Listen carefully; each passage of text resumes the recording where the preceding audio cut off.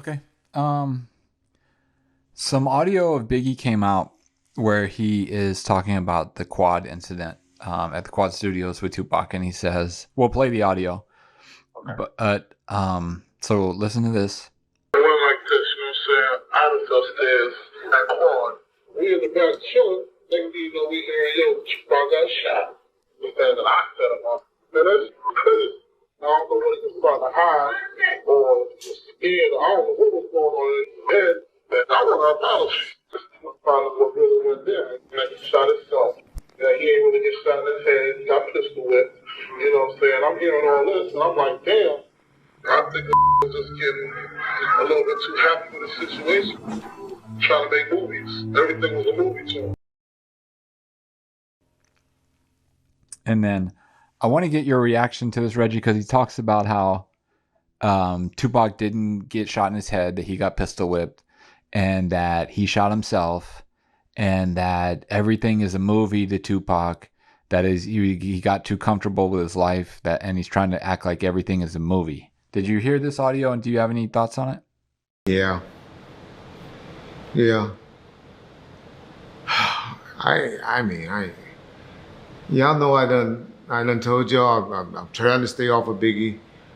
I kind of like Biggie through his mother, by way of his mother. Always liked his music. Always liked his music.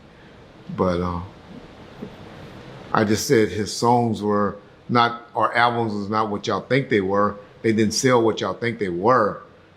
But a lot of the songs that y'all like prior to his last album, the double CD, were singles. Y'all just don't realize that because a lot of y'all too young to realize and too lazy to research that.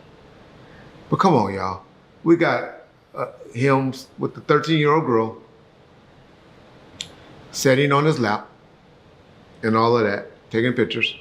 What did she say about what Biggie used to make people do when they walked in the house? What was it, John, what she said? I'll let you say it. Yeah, the brother said that him and his sister went over to an apartment they were staying at, and that the rule of the house, or the rule of the apartment, was you had to wipe your feet on a t-shirt when you walked in, and the t-shirt was a Death Row logo t-shirt. Okay. So a lot of y'all say that he wasn't mad at Tupac, he was mad at Death Row. Okay, I'll give y'all that. All right. I want to keep explaining to y'all. You know, I know I repeat a lot of stuff and a lot of information y'all have heard, but I learned from Charles Barkley. Charles Barkley is one of my favorite controversial commentators after Stephen A. Smith, right? Because y'all know I like sports a lot. I can talk to y'all about sports. Any of y'all that knows me, that really talk to me on IG and stuff like that, we can talk about sports all day. My boy Thomas Carter, my boy D Ham, my boy Johnny Coop, even AG. He said to listen, but he don't really like it. But John, you know, I even make John talk to me about sports. That's my passion. But he always said you got to repeat stuff and say it a couple of times. That's how people really hear it and comprehend it. So I'm going to repeat it again and just say that. So I'm going to reiterate and repeat and just say it again. That Tupac came home, he was hearing stuff in the prison and really felt and told Suge that he was going to come home and destroy Bad Boys as a record label and as a crew. And that was his thinking. But y'all got to understand that Biggie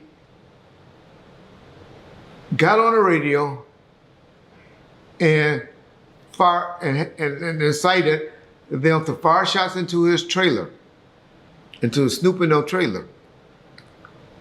This Tupac came home October the 12th of 1995.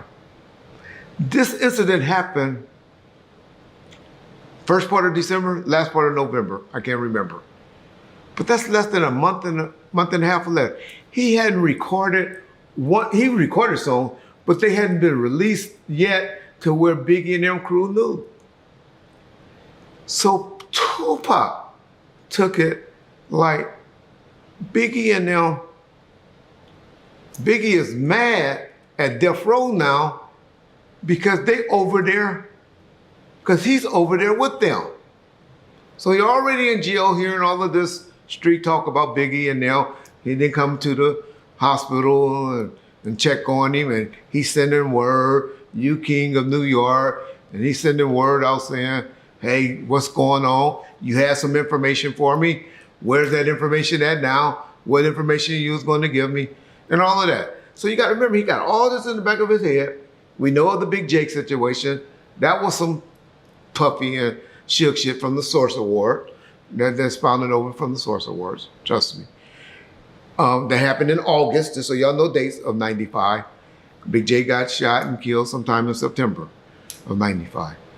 So all of this is happening, but then they go to New York, and the first thing Biggie is on the radio and says this stuff, and get their trailer shot.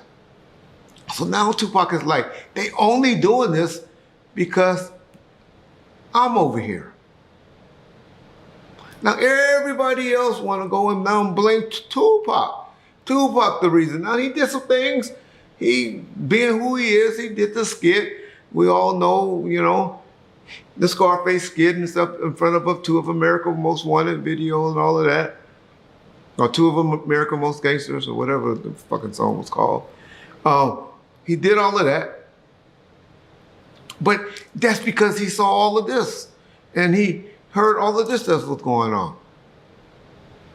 So everybody always, from Charlie to everybody always saying it was Big love Pac, Big did this. He bumped Pac music. He loved Hail Mary. He loved this and all of that.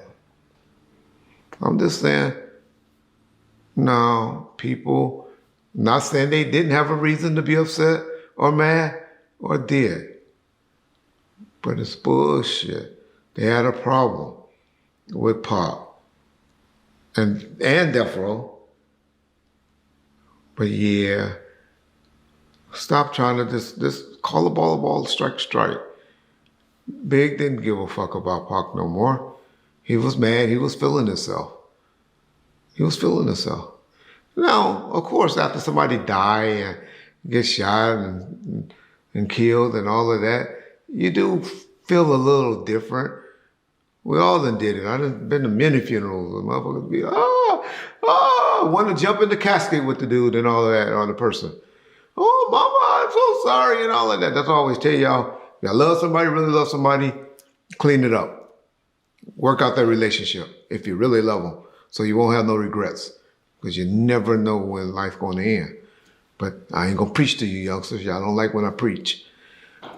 So I'm just saying, everybody need to stop that and saying that. I wish they would just say, hey, well, niggas was mad. Who knows? They probably be best friends or business partners today. But in 1996, 1997, that's how those brothers felt about each other. 93, 94, who knows how they felt. All accounts appears that they had love for each other.